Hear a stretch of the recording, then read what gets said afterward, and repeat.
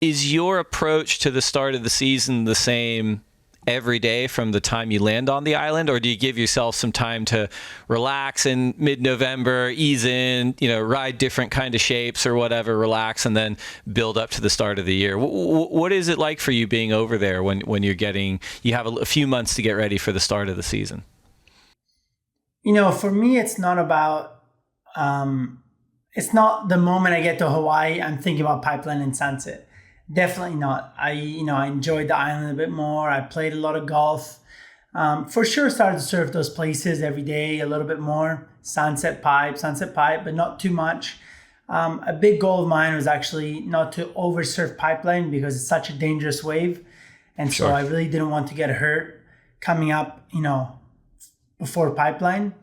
Try to be smart about it. Surf it when it's clean. If it's a bit messy, if it's a bit sketchy, try to stay away from it. The day that Joao Chianca got hurt, which is it's so unfortunate, and I hope that Joao has a great recovery.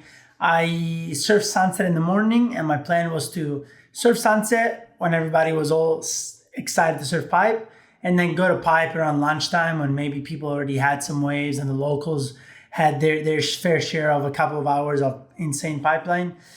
And when Joao got hurt, I wasn't feeling it. I totally wasn't feeling it. I obviously can relate very much to Joao. And I was like, you know what? Unless you go to pipeline 100% committed, it's better not to go out. And that day for me, after what happened to Joao, I preferred to stay away from it. I went and had an afternoon session at sunset. And I think that was a smart decision. I'm not saying that obviously it's not smart or smart to surf pipeline, but the way that I was feeling in that moment relating to Joao's injury and obviously still not knowing how Joao was going to recover and how he is doing, I had a full hole inside of me, and I'm not scared to talk about it because we're all scared to surf pipeline, and there's moments that we're more fired up and there's moments that we're not feeling it. And that day I surfed sunset, was smart about it, and came back the next day or a couple of days after.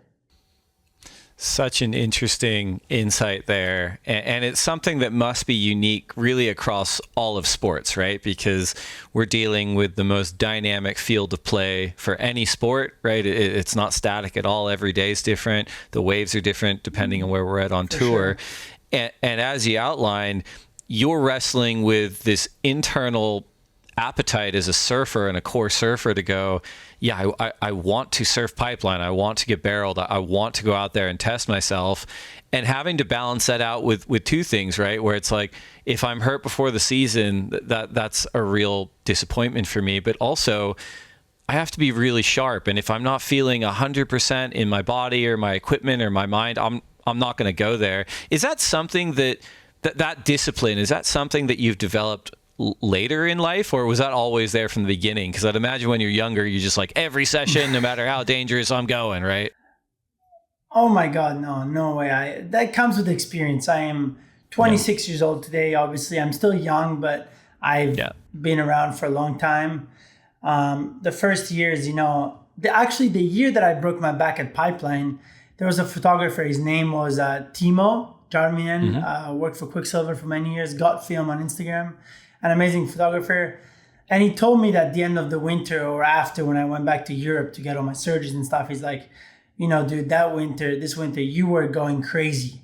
It was like, you're almost going too hard to the point where everybody was kind of not expecting, but thinking that you were going to get injured because you were going so nuts. And maybe the wipeout that I actually got hurt didn't look so bad, but it's just when you push it so many times, it's not a matter of if you're going to get hurt, it's when you're going to get hurt.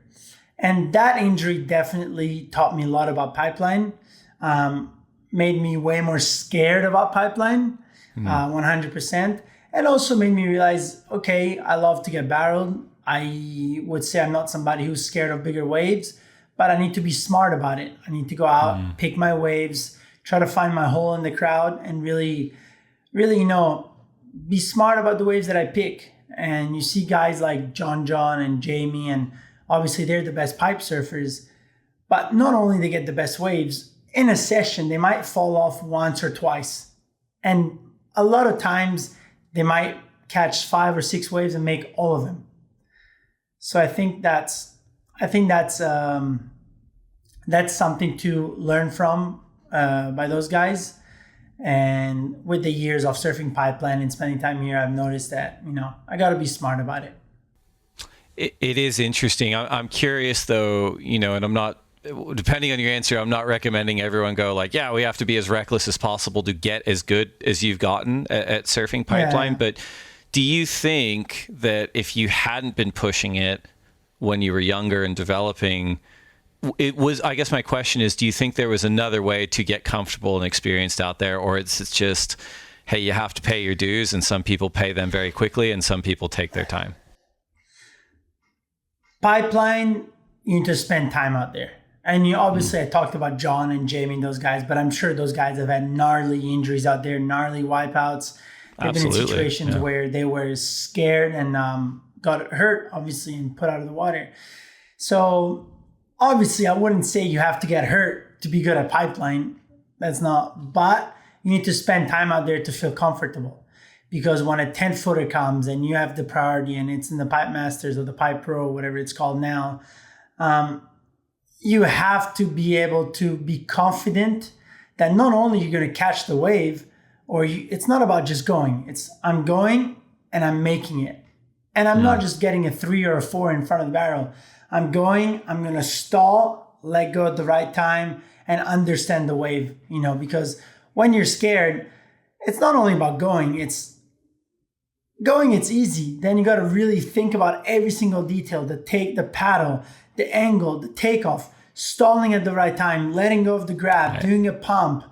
And especially in a heat, if you get in front of the barrel, you might go from getting an 8 to getting a 4. And that's a complete different story. So that's where I think I learned from John, Kelly, Jamie, that on those waves, even though it's 10-foot waves, they maximize the score. And they put themselves in the perfect spot so that they're on the foam ball, but right in front of it, and then come out with the spit, if not after the spit.